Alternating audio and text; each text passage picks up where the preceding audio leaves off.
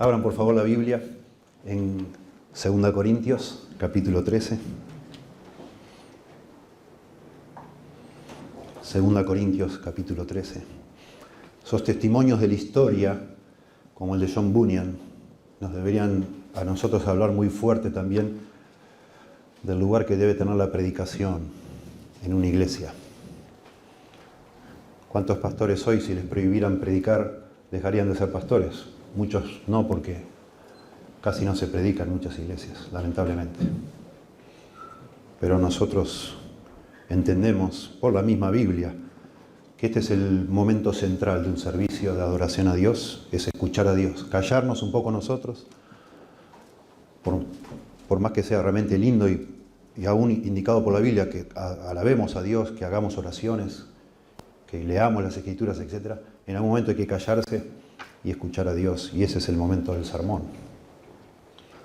Y vamos a leer entonces 2 Corintios, capítulo 13, los versos finales del 11 al 14. Por lo demás, hermanos, tened gozo, perfeccionaos, consolaos, sed de un mismo sentir y vivid en paz. Y el Dios de paz y de amor estará con vosotros. Saludaos unos a otros con ósculo santo. Todos los santos os saludan. La gracia del Señor Jesucristo, el amor de Dios y la comunión del Espíritu Santo sean con todos vosotros. Amén. La despedida, el final de la carta del apóstol Pablo, lleno de contenido rico doctrinalmente para nosotros y también prácticamente, lo cual siempre es sinónimo. Es muy lindo, muy interesante investigar sobre el género epistolar en la época en que se escribió el Nuevo Testamento. Era muy común mandar cartas, claro, comunicarse, no había las opciones que tenemos hoy, se escribían muchas cartas. Y en gran parte del Nuevo Testamento son cartas, son epístolas, que tienen un formato bastante similar a lo que eran las cartas seculares, digamos así, entre personas de aquella época. Sobre todo en el inicio, las introducciones a las cartas siguen bastante bien el patrón de la época. En cambio, la conclusión, los saludos de las cartas han sido modificados, en este caso por el apóstol Pablo, para introducir también una forma cristiana, digamos así, de hacerlo, que es muy interesante. Una de las características más sobresalientes de que el apóstol Pablo termina sus cartas es que acumula como una especie de, usando una palabra, no sé, de la música, un staccato o una ametralladora, digamos así, de mandatos, como indicaciones finales, pero cortitas, breves, pero acumuladas. Así termina también 1 Corintios, con una serie de mandatos breves y concisos. Lo mismo la carta de los Tesalonicenses. Una de las razones, sobre todo en cartas largas, como es 1 y 2 Corintios, es que fueron escritas para ser leídas en público. Y cuando uno no tiene la posibilidad de volver para atrás y releer, sino que escucha, bueno, el saludo final llega a ser casi como un resumen de lo que se quería decir, para que quede en la mente de los oyentes qué es lo que hay que hacer, bueno, qué es lo que quería hacer, qué me pide este hombre que yo haga.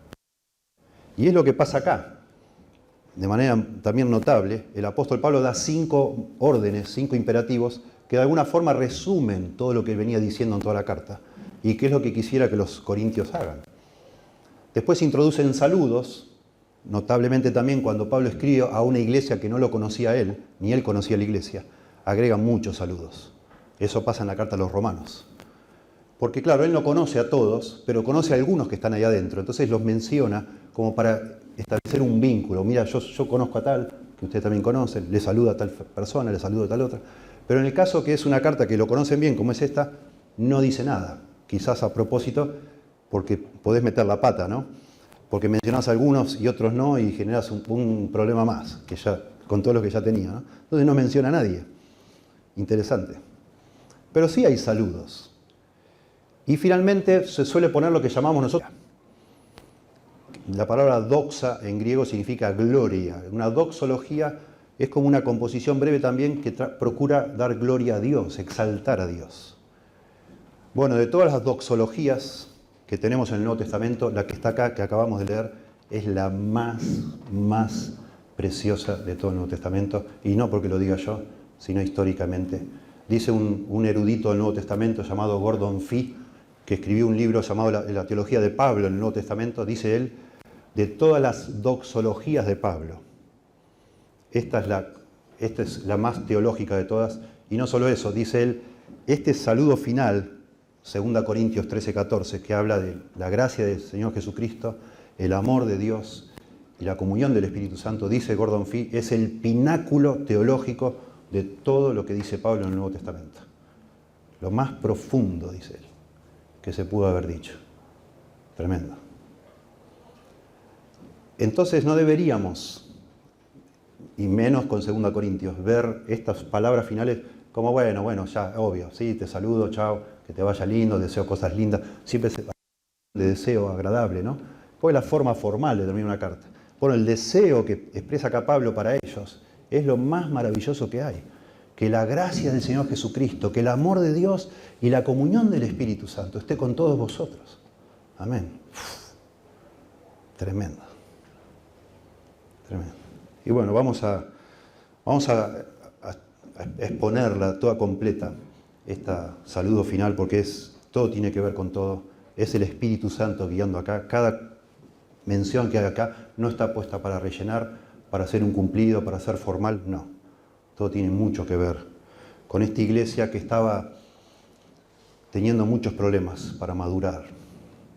Y Pablo les escribe como un pastor de almas que es para ayudarles a crecer. Y considerando que este versículo 11 sobre todo son recomendaciones finales que resumen todo el contenido de la carta, podríamos decir, pensando en nosotros, que también queremos crecer y nos cuesta crecer, como le pasa a los creyentes en Corinto, ¿no? Aquí se refiere a hermanos, noten cómo dice. Por tanto, por lo demás, hermanos, y por supuesto hermanas, incluye. Aquí ya cambia el tono agresivo que venía un poco intenso de capítulo 10, 11 y 12 y parte del 13, y ya resume de nuevo el hablarle a todos los creyentes en Corinto. Entonces podemos decir, siendo que esto está dirigido no a dudosos creyentes, a gente complicada ahí, problemática, sino en general a todos los creyentes, que aquí tenemos 5 consejos prácticos para creyentes que quieren crecer. 5 consejos, aquí va para toda la iglesia, nosotros somos la iglesia aquí en Lobos. 5 consejos para que una iglesia crezca, puede ser, claro. 5 consejos para nosotros que queremos crecer. Y lo hace de una manera, de nuevo, sencilla, cortita, pero súper profunda, porque esto resume todo lo que venía diciendo. Entonces dice en primer lugar, por lo demás, hermanos, tened gozo. Tened gozo. Y en primer lugar, si pensamos en algo para aplicar en nuestra vida, para llegar a ser maduros, para llegar como iglesia a ser una iglesia madura y nosotros como personas, bueno, debemos gozarnos en Dios y en todo lo que Él ha hecho. Tened gozo, así breve, tened gozo. Algunas versiones traducen acá, por lo demás, hermanos, los saludo. Y ahí queda, los saludo. Porque el verbo acá, que está en un imperativo, el verbo es del verbo donde viene la palabra gracia, charis o charis, es jairete. Notablemente los griegos hasta el día de hoy se saludan diciendo jairete. Hola jairete, chau jairete. Así como los judíos se saludan diciendo shalom, que es paz. Y en vez de decir hola dicen shalom, paz. Y si se va, en vez de decir chau dicen shalom, paz. Los griegos dicen jairete, hola. O dicen chau, jairete. Diciendo gozo, están deseando gozo a la persona cuando lo saludan. Entonces algunos traducen como que Pablo acá está diciendo, por lo demás, hermanos, al fin de todo, hermanos, los saludo. No parece el caso. Y sobre todo porque el apóstol Pablo, aquí en 2 Corintios, habla mucho del gozo y en todas sus cartas habla mucho del gozo. Y sí se manda en las cartas del Nuevo Testamento a los creyentes se nos manda a gozarnos, a regocijarnos con la misma palabra, jairete. Es una orden. Bueno, el apóstol Santiago, interesante, el escritor de Santiago, comienza la carta diciendo a los hermanos que están en la dispersión, salud, es la palabra jairete también. Ahí lo traducen salud como diciendo saludos, es la idea. Porque está introduciendo ahí, y sí, no hay ninguna orden, ¿qué va a empezar a dar una orden ahí? Regocíjense, no. A veces sí se traduce en el Nuevo Testamento apropiadamente, pero la Reina Valera hace apropiadamente, como debe ser, lo transforma en una orden. Nosotros los creyentes debemos gozarnos. Y es más profundo de lo que parece a primera vista. De hecho, yo el domingo pasado me fui de acá y me quedé toda la semana pensando, digo, bueno, yo tengo la opción de subirme al púlpito y me grabo, le agrego algo al sermón del domingo pasado, antes de subirlo a internet. Porque me pareció que faltó algo. Y está acá, en la palabra gozaos, o regocíjense. Porque decíamos la semana pasada, exponiendo el pasaje anterior, cuando estamos en un conflicto, no tenemos que preocuparnos por nosotros mismos. No importa a nosotros, no importa mi reputación, no importa lo que yo quiero, no importa mis derechos. Yo puedo ceder.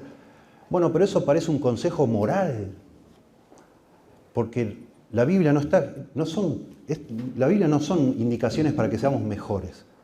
No, el mensaje de la Biblia es otro, es que nosotros no podemos hacer nada si Dios no interviene en nuestra vida. No se trata de ponernos las pilas, se trata de buscar al Señor para que Él cambie nuestra vida. Y entonces sí podemos ceder, podemos olvidarnos de nosotros, etc., pero solo y siempre y cuando si Dios primero interviene en nuestra vida. Y eso está de alguna manera incluido en el concepto de gozarnos. Yo tengo para mí que una complicada, conflictiva, no ha aprendido a gozarse en el Señor. No está satisfecha. No entendió lo que es, que Dios ya te ha dado todo. Cuando vos te gozás en Dios y decís, wow, Señor, yo no merezco nada. ¿Cómo puede ser que moriste por mí? ¿Cómo puede ser que tú eres lo que eres? Y estás interesado en mí y te gozás en Dios, en lo que es Dios, que eso ya es un nivel superior, ¿no? Digamos, en primer lugar, en lo que Dios hace o hizo por vos, te gozás. Y un día, porque Dios también te sigue edificando y cambiando la cabeza, y un día decís, no, Señor, pero lo más lindo no es no solo lo que hiciste por mí, sino lo que tú eres, Señor. Y me gozo en ti. Y eso nos produce satisfacción, llenura, de tal manera que podemos empezar a decir, bueno, está bien, quédatelo, no importa, no me devuelvas, no pasa nada. Está todo bien, tranquilo, pasá vos primero, sentate vos, agarralo vos, no pasa nada, yo estoy bien. Nos cambia la vida el Señor. Cuando aprendemos quién es Dios y realmente qué es todo lo que necesitamos y nos gozamos en Él, está todo bien. Y eso los corintios pobrecitos no habían llegado a ese punto. Vivían peleando, luchando, reclamando, pulseando, dale, che, me toca a mí, pará, basta, siempre vos. ¿Por qué te van a visitar a vos y a mí no me visitan? Tú, siempre un reclamo. Gozate, regocijate en Dios. Es lo que está diciendo, hermoso, tan simple pero tan profundo. Pensá en tu vida, yo pienso en la mía, claro, todo el tiempo. Me encanta cómo lo pusieron, ustedes saben, la declaración de fe bueno, no me sale la palabra, la confesión de fe más conocida de toda la historia, más elaborada. 7 años estuvieron trabajando, ahora no recuerdo la cantidad de personas, discutiendo cómo elaborar una confesión de fe que reflejara lo más preciso posible lo que la Biblia enseña. Se llama la Confesión de Fe de Westminster. Ellos escriben una confesión de fe donde están todos los puntos doctrinales y después lo que le llaman un catecismo, que es la manera de enseñar esa confesión de fe a otras personas. Y el primer punto, el catecismo, se llaman así los catecismos porque era una manera antigua de enseñar donde hay preguntas y respuestas. Entonces, el maestro hace la pregunta, por supuesto, enseña a los alumnos la respuesta, pero después se repite. Algún día te preguntan de nuevo la pregunta 1 y vos respondes, pregunta 2 y así. La pregunta 1 del Catecismo de la Confesión de Fe de Westminster dice, ¿cuál es el fin supremo del hombre?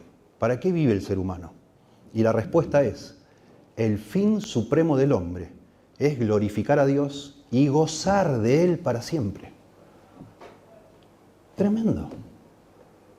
Pensá que incluyan en la declaración de para qué Dios nos creó la palabra gozo. El fin supremo del hombre es glorificar a Dios y gozar de Él para siempre. Y ustedes conocen el pastor John Piper, teólogo. Él ha escrito varios libros sobre el tema de glorificar a Dios y gozar de Dios. Y él dice que debería modificarse esa declaración tan histórica, tan valiosa, tan clásica, cambiar una palabra. Él dice así: el fin supremo del hombre es glorificar a Dios por gozar de Él para siempre. Interesante, es para pensar también. Porque yo glorifico a Dios, yo muestro quién es Dios y lo precioso que es Dios cuando realmente estoy satisfecho en Él, cuando gozo de Él, cuando aprendí a disfrutar de quién es Él. Y me satisface. Y por eso en el Nuevo Testamento hay tan insistente el tema de gozarnos, regocijarnos. A los filipenses, ustedes saben, dice en capítulo 4, regocijaos en el Señor siempre. Otra vez digo, regocijaos. Estad siempre gozosos, dice Pablo a los tesalonicenses. Cuando empieza la segunda carta a los Corintios, Pablo le dice a ellos, les dice que él trabaja, colabora para vuestro gozo. Mi función, yo como apóstol, es trabajar para que ustedes aprendan a tener gozo en el Señor. Dice en el capítulo 2, verso 3 de 2 Corintios, confiando en vosotros todos, que mi gozo es el de todos vosotros. Y Pablo trata de mostrar eso. Le pasa lo que le pasa. Está en la cárcel, tiene necesidad, tiene hambre, tiene frío, está desnudo. Me gozo en el Señor, me gozo en el Señor. Gracias por mandarme esto, le dice a los filipenses. Pero la verdad, yo estoy contento, estoy satisfecho, porque estoy con el Señor. Estoy en el Señor. Hermoso. Primer consejo entonces. Para crecer en la vida cristiana, para madurar, para llegar a ser lo que Dios ha querido que seamos nosotros. Aprendamos a gozarnos en Dios y en todo lo que Él ha hecho por nosotros. En segundo lugar, diría yo, ajustemos en nuestra vida lo que Dios nos va mostrando en su palabra o con su palabra. Ajustemos en nuestra vida, cambiemos en nuestra vida lo que Dios va mostrándonos en su palabra. Dice acá sencillamente en nuestra versión, perfeccionaos. Bueno, de nuevo, suena muy moralista esto, perfeccionaos. ¿Qué hago? Me tengo que poner las pilas, sería pónganse las pilas, podríamos decir. Bueno, me gusta la nueva versión internacional como traduce, porque usa acá la palabra catartizo. Es el verbo catartizo, que es más que perfeccionar, aunque se puede traducir así, la idea es restaurar, es remendar, es acomodar, ajustar, ordenar. Sí, la nueva versión internacional dicen, busquen su restauración. Y esto de nuevo son mandatos breves que resumen lo que venía diciendo antes. En términos prácticos para los corintios, esto significaría, por favor ya dejen de hacer divisiones entre ustedes, por favor acomoden el tema de idolatría, capítulo 6, acomoden el asunto de las ofrendas, ofrenden para los pobres en Jerusalén, y todo lo que fue diciendo en la carta. Resume ahora todo diciendo, bueno, por favor ajusten las cosas que ya les he dicho, ajustense. Es el punto. Entonces yo lo trasladado para nosotros hoy, por supuesto, todo lo que dice 2 Corintios lo podemos aplicar y debemos a nuestra vida. Pero en general, lo que Dios nos muestra en su palabra, si queremos crecer en el Señor, deberíamos tomar nota y procurar aplicarlo a nuestra vida. De nuevo, no como un asunto moralista, sino como el resultado de lo que Dios ya está haciendo en nuestra vida. La vida cristiana no es tratar de acomodarme, así Dios me acepta, sino todo empieza porque Dios me acepta en Jesucristo. Entonces ahora Él obrando en mi corazón, yo puedo caminar y hacer lo que Él dice porque es para mi bien. Por eso también me gusta que empiece diciendo gozaos o regocijaos. Bueno, me gozo en el Señor. Y entonces de ese gozarme en el Señor, de estar satisfecho en Él, aún así fluye de ahí el hecho de ordenar mi vida para mi propio bien. Esta misma palabra se usa en Efesios, recién leímos 4:12, a fin de perfeccionar a los santos para la obra del ministerio, catartizo, perfeccionar. Ya lo he mencionado en otra oportunidad, porque Pablo, en el contexto aquí, habla de esta palabra, de la perfeccionar. 13:9 dice, oramos por vuestra perfección, restauración. La idea de que los pastores están en la iglesia para perfeccionar a los santos es justamente para completar lo que les falta, para ayudarles a mejorar de manera de ser lo más útil que puedan. La palabra también se usa para hacer apto, hacer que algo sea útil. Esa es la palabra catartizo, que se menciona en los evangelios cuando los apóstoles estaban remendando las redes, estaban haciéndolas aptas para la pesca, y usa esa palabra, y hermosa. Es una exhortación suave, que Pablo le diga, es como un padre, yo hablo, ahora que mi hijo está lejos, no uso cartas, uso el teléfono, pero es lo que me propongo hacer cuando hablo con él, tirarle siempre alguna cosita, ¿cómo va todo? Trato de enterarme de lo que está pasando y digo, hijo, un tip, diría, no le digo así, pero como si fuera, ¿no? Es la idea. Me parece que, ¿por qué en esto ajustaste detalle? Es lo que está diciendo acá Pablo. Ajusten lo que les acabo de decir. Tomen nota, resuelvan este asunto. En el 2018 yo tendría que haber viajado a Honduras, en agosto de 2018, pero ese año ya había viajado a otros lados y había faltado demasiado al colegio donde yo enseño.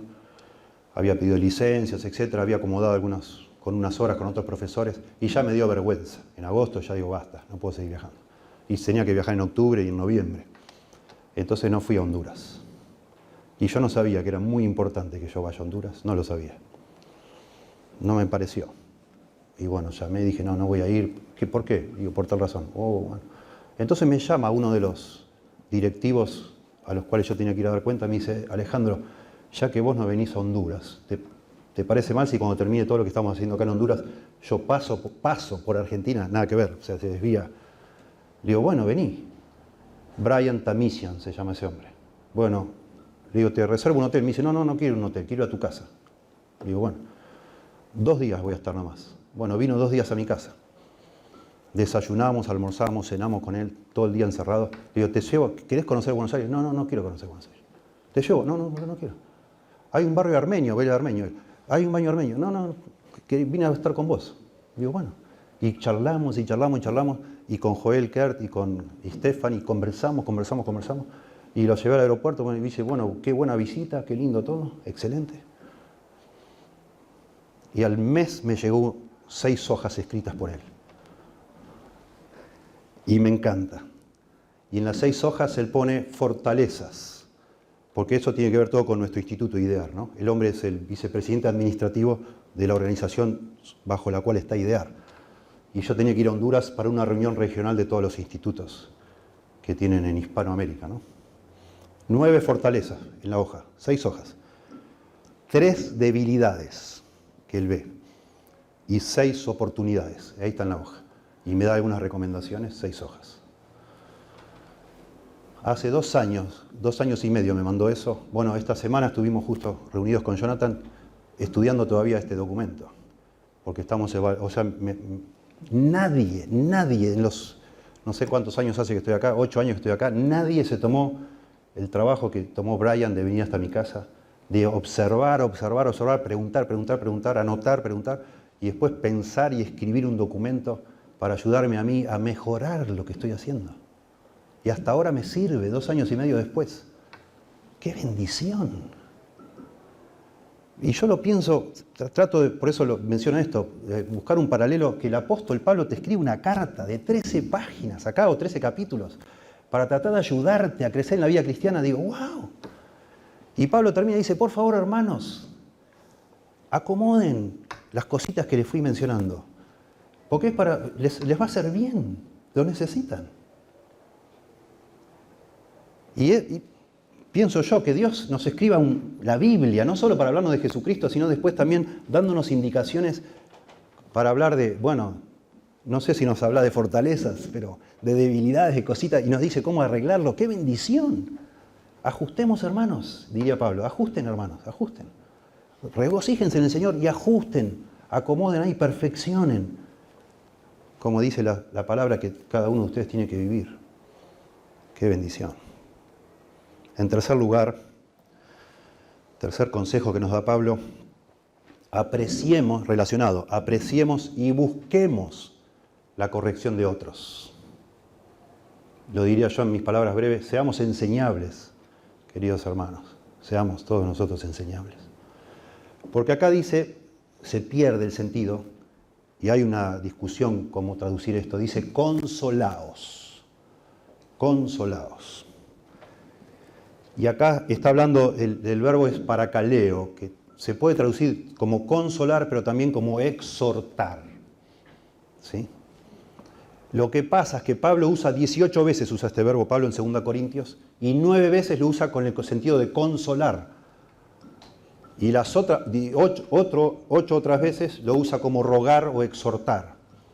Entonces los traductores en muchas versiones dicen, qué lindo, la carta comienza capítulo 1 y 2 hablando de la consolación, consolar, consolar, consolar, y qué lindo que termine con la consolación. Bueno, está lindo, ¿no? Como que parece un sanguchito ahí, como que cierra lo que comenzó. Sin embargo, acá el verbo, está, la forma de tiempo verbal, está en voz pasiva y la idea es que ellos se dejen hacer algo. Y la palabra significa... Y lo que está diciendo Pablo, relacionado con lo anterior, que tenía que ver con ajustar o perfeccionar, está diciendo, reciban la exhortación que yo les he dado. Recíbanla. Dice la Nueva Versión Internacional, hagan caso de mi exhortación. En este versículo traducen así, me encanta. Hagan caso de mi exhortación. Y terminando la carta a los Hebreos, el escritor de Hebreos, de manera similar, dice, Hebreos 13:22, os ruego, hermanos, que soportéis la palabra de exhortación. Interesante. Y yo digo esto de nuevo, asumiendo que estos 5 imperativos resumen el contenido de la carta, digo, encaja mejor que Pablo le diga, por favor, escúchenme. Él sabe que son orgullosos. Él ha venido pulseando con los corintios desde que los conoció. Y los conoce muy bien y dice, por favor, escuchen la exhortación. No sean cabeza dura. Ya les dije, voy ahí, si ustedes no se acomodan, yo les voy a hacer una disciplina fuerte. Escuchen, sean enseñables, sean humildes. Qué bueno escuchar para mí, como un consejo para crecer espiritualmente, que alguien me diga, Alejandro, por favor, escuchá, callate un poco, escuchame. No te endurezcas, no te enojes conmigo. Te lo digo por tu bien. Hace muchos años estuve en un retiro de una denominación que se llama los Hermanos de la Gracia. Me invitó mi cuñado, el esposo de la hermana, que es miembro de esa denominación, y me dijo, mira, está pasando algo muy lindo entre nosotros, hay 2 misioneros que nos están enseñando a plantar iglesias, está pasando un avivamiento entre nosotros. Me dice, yo les pedí permiso y te invito. Hace más de 20 años, o 20 años más o menos. Bueno, fuimos a un retiro de 3 días, y los hermanos fueron enseñando cómo fundar iglesias, cómo el sistema de fundar iglesias, pero ellos habían apartado una sesión para un viernes a la noche para confesarnos pecados. Porque ellos insistían de que usaban el concepto de avivamiento y que había que confesar pecados eran todos de la misma denominación y todos eran plantadores de iglesias, pero que era muy importante que estar bien. Y a mí me asombró, mucho me asombró. Porque empezaron a pasar personas, yo no hice nada, yo estaba invitado ahí de oyente, ¿no? Pero me impresionó que pasaban pastores y decían, lloraban, se ponían a llorar, y dice, yo quiero confesar que he estado enojado con vos, hace 3 años que estoy enojado con vos. Y la persona, yo la miraba, yo estaba observador, se sorprendía, ¿conmigo? Sí, porque vos un día me corregiste y a mí no me gustó eso, me quedé enojado. Y así, varias personas confesaban pecados entre ellos porque estaban enojados, porque alguno de ahí se había atrevido a corregirlos. Para mí fue muy emocionante estar ahí y verlos abrazar y llorar y orar. Pero a mí me hace pensar en cuántas veces gente me corrigió a mí y me enojé yo también. Y me cayó mal. Y pensé, ¿y este quién se cree que es? ¿Y qué sabe? ¿Y por qué me dice eso? Si él supiera... ni me preguntó, con 2 cosas que me preguntó ya adivinó todo y ya me dice esto. Y me empieza uno como a enojarse, ¿no? Bueno, Pablo le dice, hermanos, acepten mi exhortación, acéptenla, porque eso les va a hacer crecer. Hay una edad de nuestros hijos donde uno tiene que, yo he tenido con mis 3 hijos esa conversación, que es como decir, querido o querida, si querés pasar al siguiente nivel, usando terminología de los videojuegos, ¿no? Si querés pasar al siguiente nivel, bueno, ahora, en este momento de tu vida, por favor, aceptá la corrección. No puede ser que cada vez que alguien te quiere decir algo en casa, sea un drama. Ya no es culpa mía ni de tu mamá. Vos tenés que crecer, porque eso es tu orgullo. Y así, en ese modo, te va a faltar algo en la vida. Y un día eso mismo te va a pasar con tu esposo, con tu esposa, y con tu jefe, con tu jefa. Tenés que superar esto, tenés que ser enseñable. Y mejor que aprendas con nosotros, porque te queremos, ¿no? Digo, dale, ojalá consigas pronto una pareja, yo le decía a mis hijos, ¿no? Pero mientras estés en casa, ya sé que sos más grande, que ya sé que ya tenés edad para decidir cosas, ya lo sé. Pero mientras estás en casa, practicá ser enseñable, porque es una virtud hermosa, la necesitamos mucho. Y eso está acá diciendo Pablo. Más que consolados, está diciendo, hagan caso a la exhortación, a mi exhortación. Escúchenme, acomoden, ¿sí? Me gusta juntar, porque se hace una lista muy larga. Yo dije 5, si no se hace una lista muy larga. Primer consejo, gocémonos en Dios, en lo que es Dios y lo que ha hecho por nosotros. Y el segundo y tercero lo junto en uno. Si el segundo era ajustar algunas cosas y el tercero es escuchen mi exhortación, lo junto en 2. Y si el primero, el concepto es de gozarse, el segundo y el tercero es seamos humildes. Seamos humildes. Ese es el consejo acá que da Pablo a estos hermanos no muy humildes.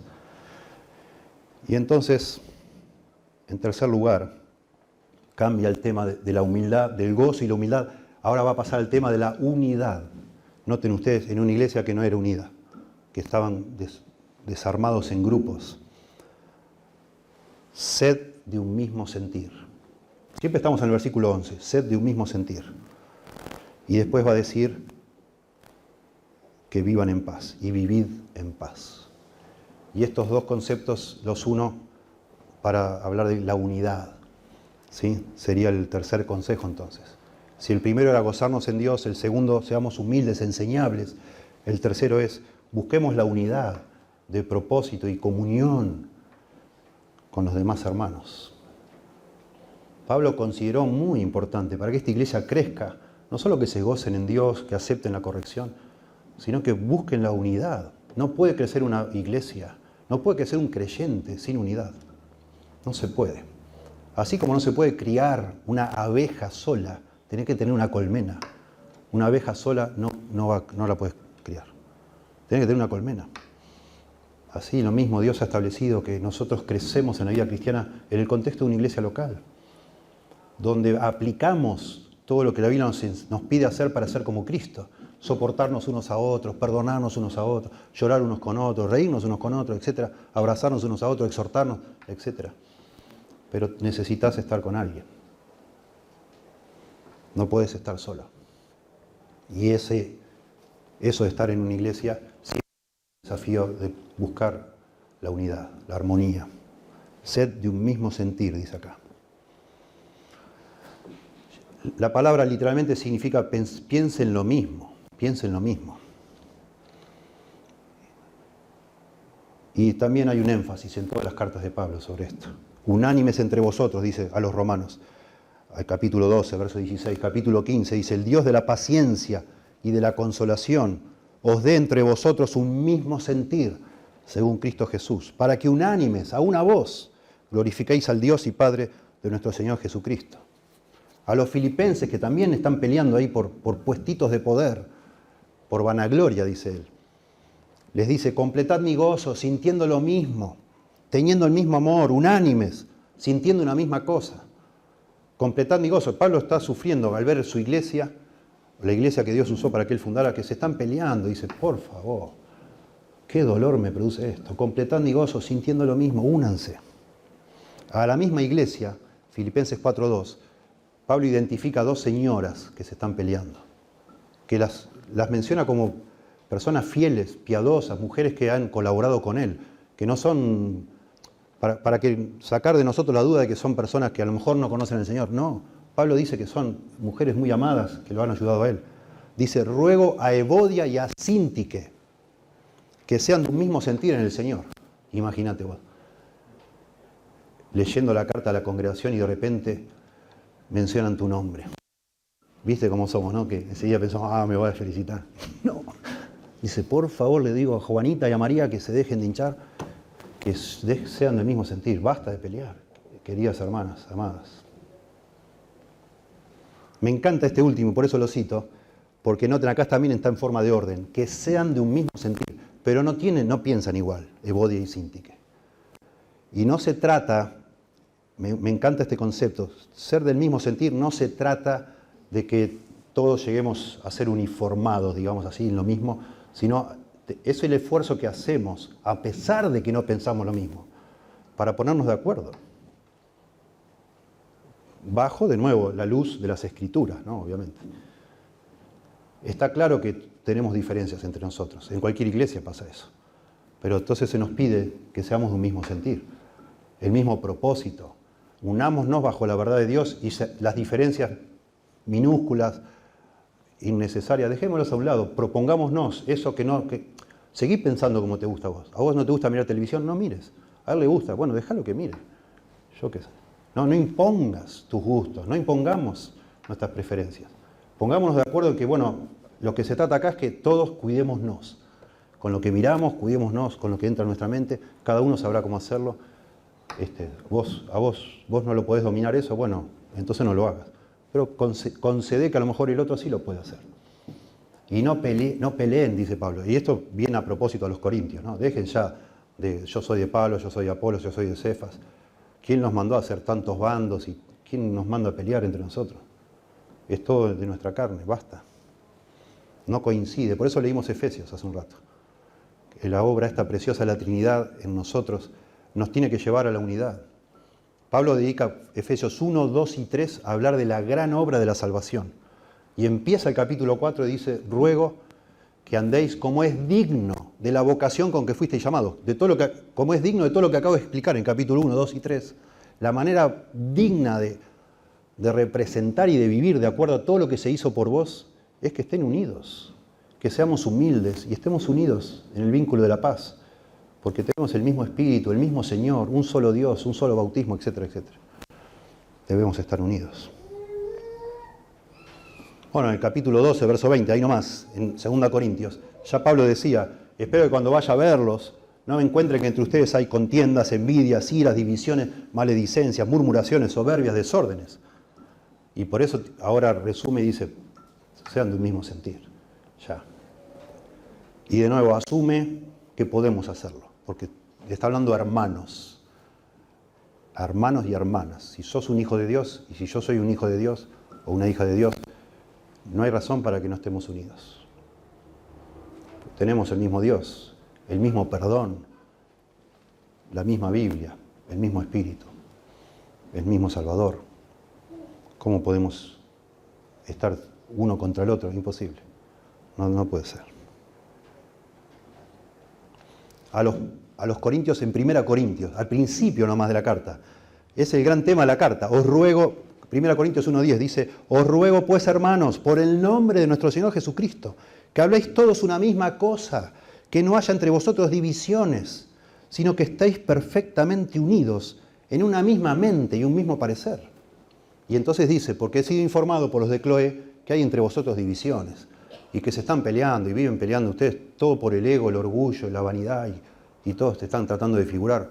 Regocíjense en el Señor. Y ya. Y entonces buscarán la unidad. Y entonces continúa verso 11, y vivid en paz, por supuesto relacionado una cosa con otra, ¿no? Vivid en paz, en armonía unos con otros. Y también Pablo lo vive diciendo en todas las cartas. Se ve que es algo que nos cuesta a los pecadores. Cuesta en una casa, imagínense, ¿no? Cuesta que en nuestro hogar haya paz. Entre marido y mujer, y cuando tenés un hijo, bueno, está más o menos bien. Cuando tenés 2, 3, 4, ay. ¿No? No, es mío. Y ya. Y te queda te queda uno de una cosa y y decís, no, yo no quiero, y otro dice, sí, yo quiero, yo también entonces quiero el otro. Y ahí ya están peleando otra vez. ¿Verdad?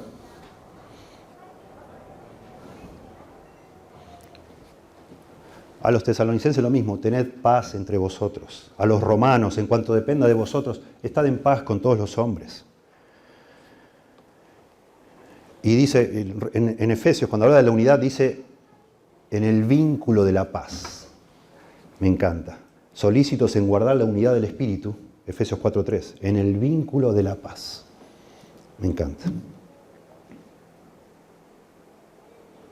Así se crece. No, una iglesia donde hay desavenencias no crece. No se puede crecer. Tiene que haber unidad, armonía. Por eso también llegamos hasta el versículo 16 de Efesios 4, cuando dice, hablando de que el cuerpo crece de la cabeza, que es Cristo, Él le da el crecimiento, pero cuando nosotros todos de manera unida vamos articulando, dice acá, en Efesios dice, el cuerpo bien concertado y unido entre sí por las coyunturas que se ayudan mutuamente, según la actividad propia de cada miembro, somos todos distintos, actividad propia de cada miembro, recibe su crecimiento para ir edificándose en amor. No es tan fácil. Acá entre nosotros cada uno tiene una actividad propia. Algunos de los que están acá, Dios le ha dado el don de misericordia. Y entonces su corazón se derrite por tener misericordia por otros. Y acá hay otros que tienen don de servicio y quieren arreglar todo y ya ven la manchita de humedad y quieren, o no sé. El problema, yo he notado que cuando cada uno de nosotros considera lo que Dios le ha dado como lo más importante de todo, se arma un lío bárbaro. Porque dice, pero el pastor siempre está con los números ahí, le encanta hacer cuentas, los números, contando todo, es un administrador, es un organizador, es frío, no tiene misericordia. Y a vos Dios te dio misericordia. Y vos querés que todos tengan misericordia como vos. Y que todos vean como ves vos, y así. Por eso Pablo les dice a los romanos, les ruega que cada uno piense con cordura de sí mismo, conforme a la medida que Dios repartió a cada uno.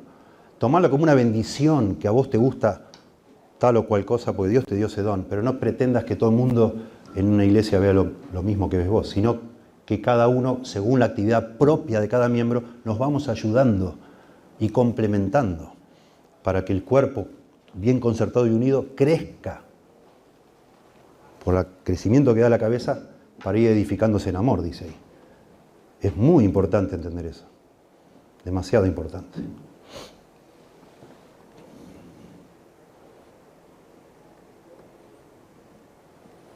Y eso produce también un testimonio hacia afuera. Noten, Pablo da estos 5 imperativos de regocijarse, de perfeccionarse, dice acá, o ajustarse, de consolarse o aceptar la exhortación, de estar unánimes o tener una misma mente, un mismo sentir y de estar en paz, vivir en paz.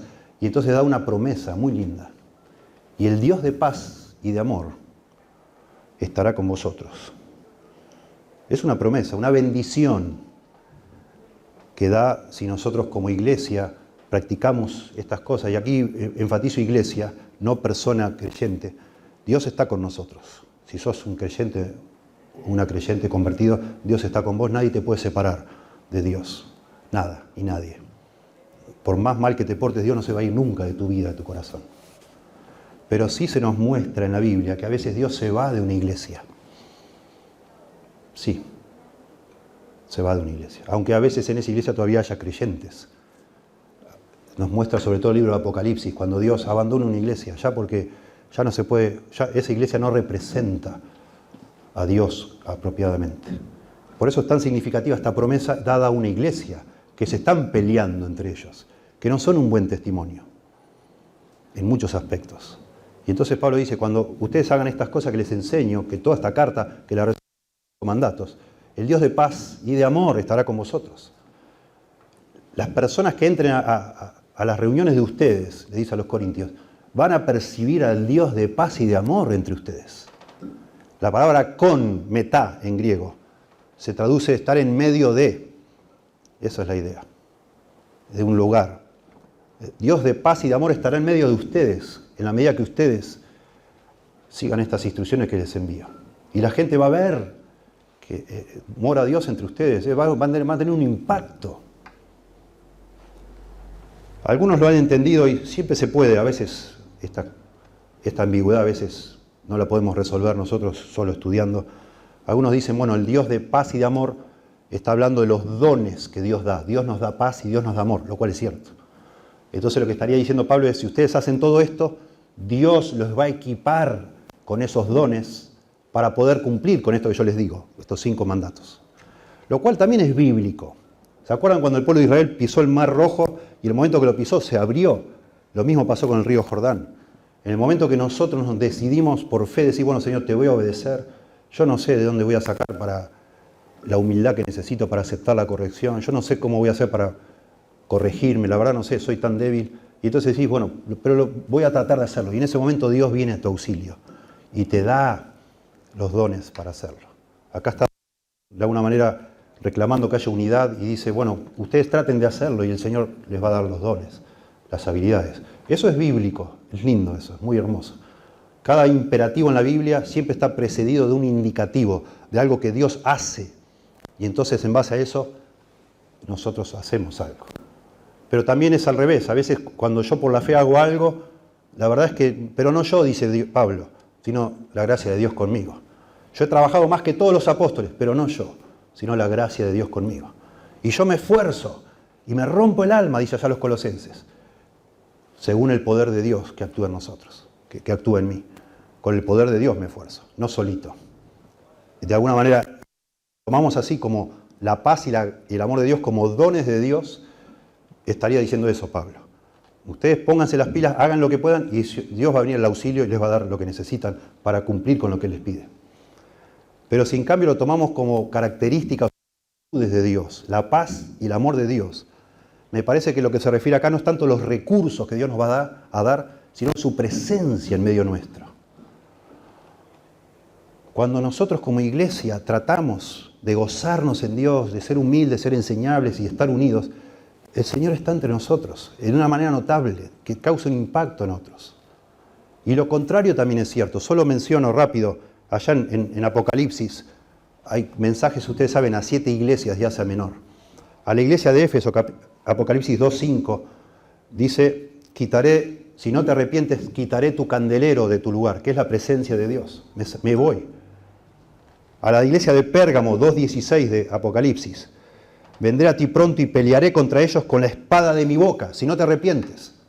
Lo contrario a paz. Viene Dios a pelear con personas dentro de la iglesia, dice acá. A la iglesia de Sardis, capítulo 3, verso 3 de Apocalipsis, arrepiéntete, pues si no velas, vendré sobre ti como ladrón y no sabrás a qué hora vendré sobre ti. Obvio que un ladrón no viene a traer amor y paz, ¿no? Está hablando de juicio acá. Y a la iglesia de la Odisea, esta iglesia tibia que se creía la mejor de todas, por cuanto eres tibio y no frío ni caliente, te vomitaré de mi boca, dice Dios. Fuerte, muy fuerte. Poniendo eso como contraste, es precioso la promesa que Pablo dice. El Dios de amor y de paz estará con vosotros. El Dios de paz lo dice por todos lados. Se usa mucho en muchos saludos finales. Dios de amor es la única vez en todo el Nuevo Testamento que se menciona. Del amor de Dios sí se habla, pero el Dios de amor es la única vez. Es muy significativo que Pablo quiera que ellos comprendan las implicancias de seguir sus instrucciones. Va a haber unidad entre ustedes, va a haber amor, va a haber paz, y lo van a ver otros, y ustedes van a impactar al mundo. Dice Tertuliano, uno de los padres de la iglesia, que en la iglesia primitiva, él escribió más o menos en el año antes del siglo III, o en el siglo III, ¿no? Antes del año 300, dice que la gente estaba impactada con los cristianos, porque decían, mirad cómo se aman, mirad cómo se aman. Y eso causó un impacto que transformó el mundo. Que la gente viera cómo se amaban los cristianos, que ayunaban 2 veces por semana para tener que les sobrara algo de comida para darle al que no tenía menos todavía que ellos. Y se amaban de esa forma, tremenda. Y eso impactó a los demás. Una iglesia como Corinto es una vergüenza para el resto de las personas que miran y dicen, y esto no sabe, este me va a venir a hablar de Dios, y estos están hablando, yo no voy nada a esa iglesia. Yo soy mejor que ellos, así me han dicho personas. Yo soy mejor que ellos. Claro, no entienden el Evangelio, nadie es mejor que nadie. ¿Viste? ¿Qué mejor? Vos necesitas un Salvador. No se trata de quién es mejor. Pero bueno, esa iglesia desunida esa iglesia que no se goza en el Señor, es una iglesia que no tiene impacto con lo que hace, porque Dios no se ve, nadie lo ve, no parece. Interesante lo que sigue, tendría que ver con la demostración de eso también, noten verso 12, saludados unos a otros con ósculo santo.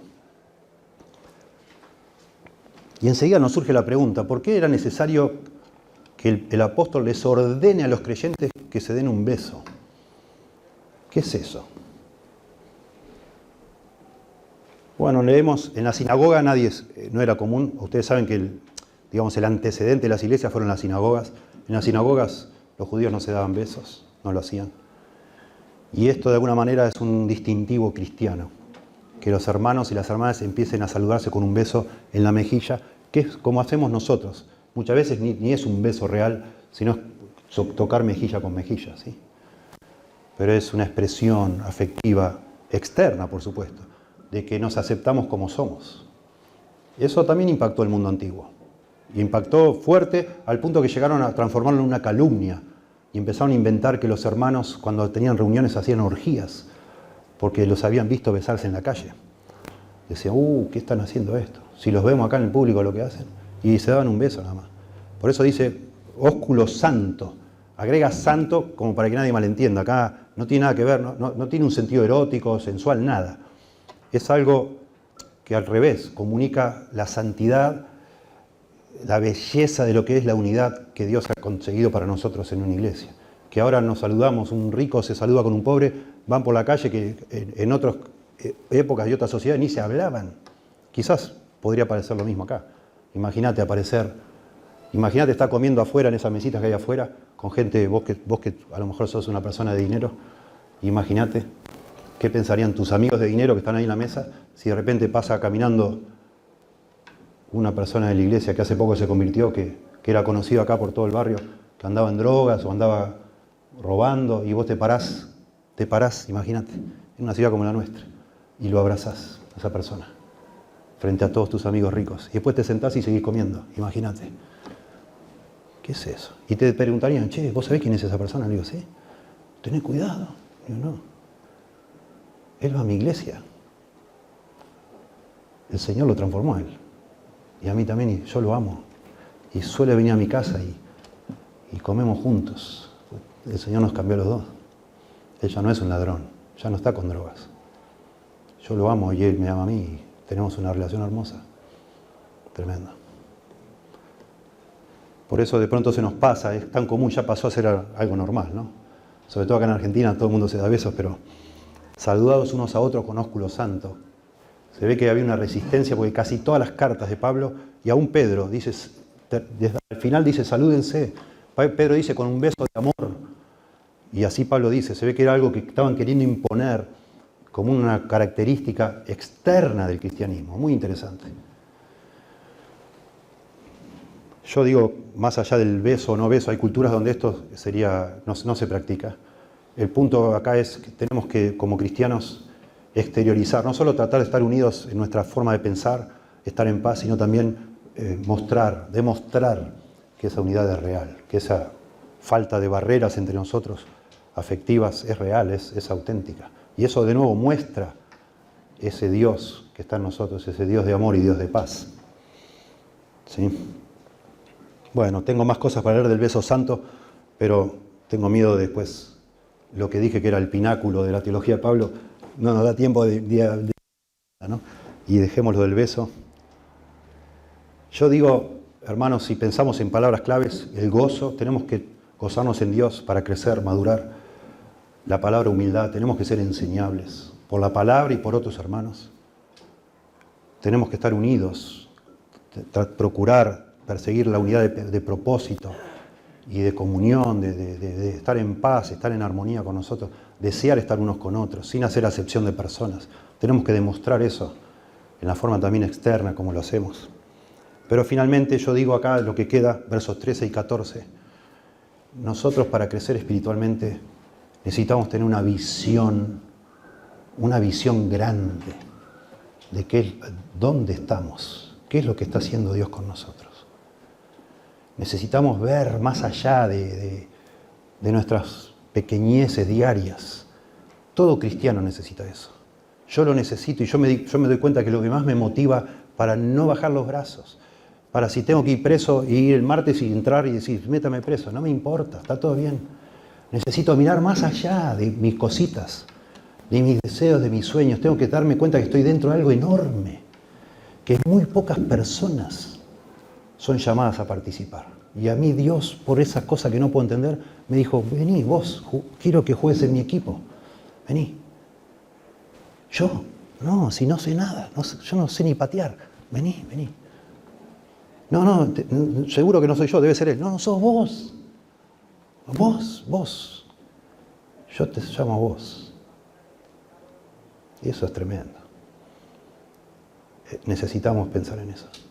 Y Pablo lo hace también, nada acá es casual ni formal, es todo intencional. El Espíritu Santo está acá. Primero lo hace diciéndoles que ellos, esta iglesia egocéntrica, centrada en sí misma, no es la única que hay. Y Pablo le dice, todos los santos os saludan. Y presumiblemente Pablo está hablando de las iglesias de Macedonia, de Filipo, de Tesalónica y de Berea. Y los corintios necesitaban escuchar eso, que se creían únicos. Y nosotros necesitamos, claro que sí. Darnos cuenta que esta iglesia es solo una más entre tantas que hay. Y que hubo y que habrá. Somos parte de algo enorme que es llamado el reino de Dios. Y tenemos que, lo mismo que yo me saludo con ustedes, conozco los santos, lo mismo debo hacer con otros de otras iglesias que profesan ser cristianos y creo yo que son cristianos. Estamos todos, tenemos el mismo Padre y somos hermanos. Y entonces vivimos de esa manera mirando hacia afuera. Dice un escritor que ha escrito mucho sobre los problemas de Corinto, dice, el camino de los corintios era trivializar el evangelio y la iglesia, menospreciar, ¿verdad? Mientras magnificaba a los creyentes, a ellos mismos. El camino de Dios es mostrar la grandeza de la iglesia mientras humilla a los creyentes. Me encanta.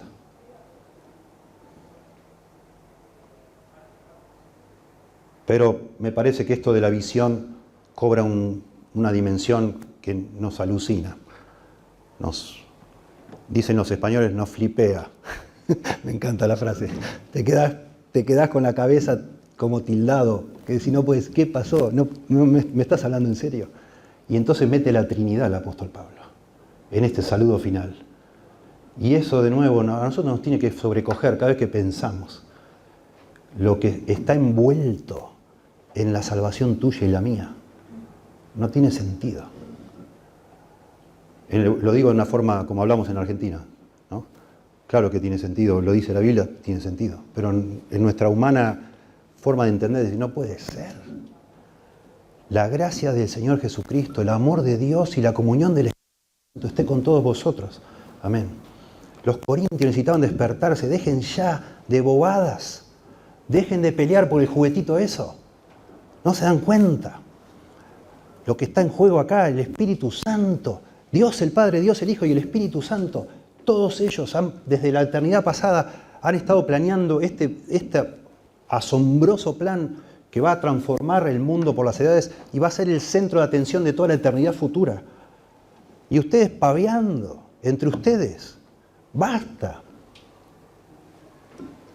Y es hermoso cuando lees acá porque el énfasis no está en la teología de la Trinidad, lo cual es también asombroso y hay otros pasajes que lo hacen. Y aún así me parece que Dios, comprendiendo nuestra limitación, solo reveló algunas cosas.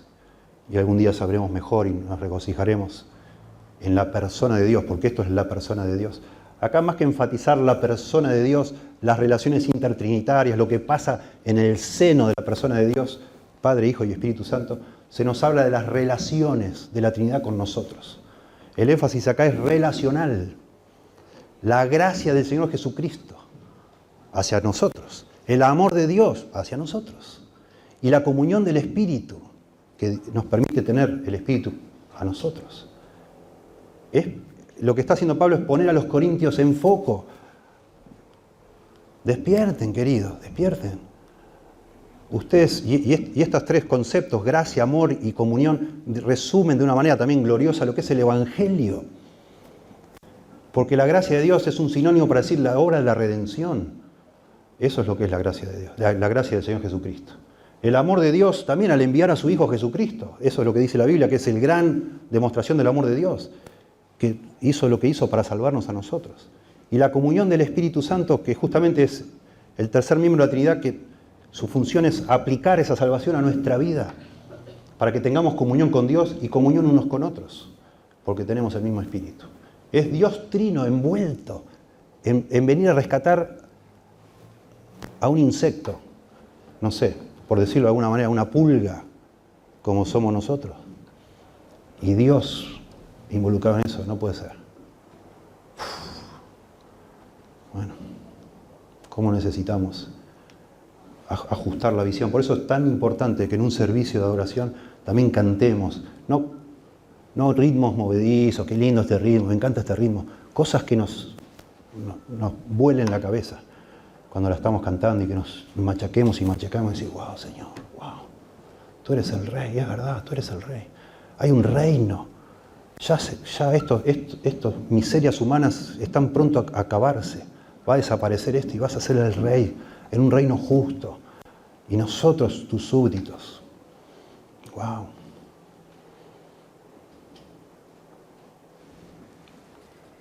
Qué maravilla pensar en Dios ejecutando este plan de la salvación, pero que en definitiva es el centro de todo lo que Él ha creado, porque así quiso que sea.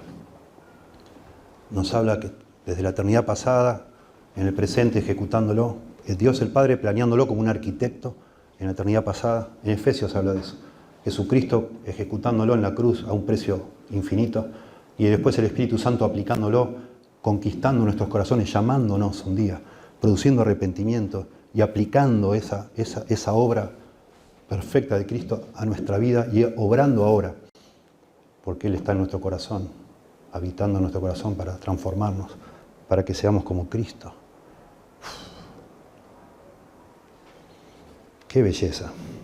¡Qué belleza!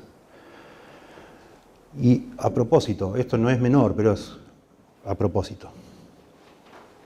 Lo que más necesitaban los corintios era unidad. Y no hay un ejemplo más grande de unidad en toda la Biblia que la Trinidad. Y llama la atención porque podría haber usado Pablo esta fórmula trinitaria en otros saludos de otras iglesias. Pero es la única vez que se menciona en un saludo la Trinidad, así. Y quizás tenga que ver con lo que Pablo está buscando acá, que es que sean unidos. Que sean unidos. No hay una unidad más perfecta. No hay un ejemplo más perfecto de unidad que la Trinidad. Y Pablo la menciona. Dice el mismo autor que cité hoy, se llama Donald Carson. Dice, la gracia mostrada por Cristo condena nuestro egocentrismo y triunfalismo. La gracia de Jesucristo. El amor de Dios, demostrado por la gracia de Cristo, destierra nuestros celos y faccionalismo. Y la comunión que el Espíritu Santo crea entre nosotros hace ridículo la mezquina superación de las mentes sumidas en el yo, enfocadas en sí mismas. Qué hermoso, qué hermoso. Esto, bueno, si supiéramos mirar esto en perspectiva con la historia del cristianismo, esta doxología se ha usado y se usa en todas partes, porque es realmente maravillosa. Conta un poquito todo lo que se dice.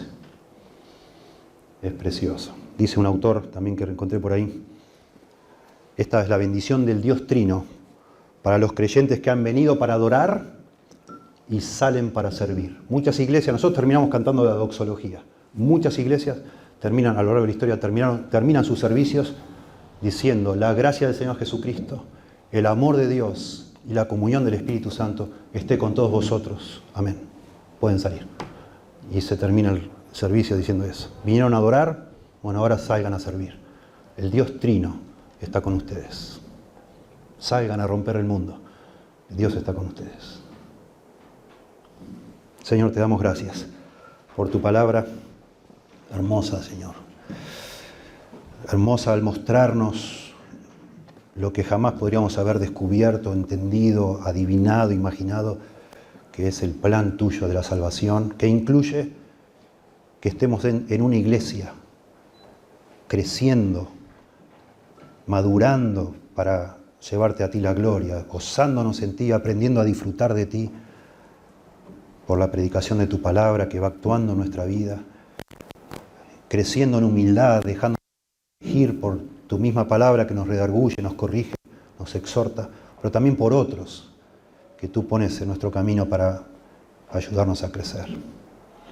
Y también, Señor, por ese espíritu que nos da esa comunión contigo y con otros, crecer en la unidad, en el tener un mismo sentir, en relacionarnos en paz, vivir en paz entre nosotros y poder manifestar eso, demostrar a otros, no solo saludándonos efusivamente, mostrando que nos amamos, sino sobre todo porque tú, de una manera también que a nosotros nos alucina, tú estás entre nosotros y tú te manifiestas en una iglesia que te busca de corazón, que te respeta, que te honra con ese respeto sagrado que tú mereces, Señor.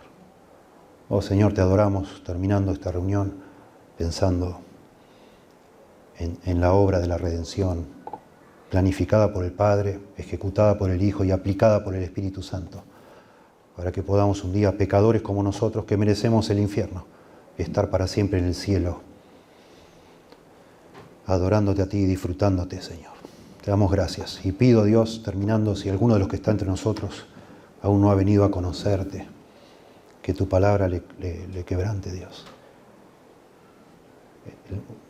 Que tú, por medio de lo que se ha dicho hoy y en otras oportunidades, imprimas esa convicción en tal persona de que no merece nada, que solo merece un castigo, que está convicta bajo su propio pecado, que merece un castigo, pero que hay una salida por medio de la obra de Cristo en la cruz.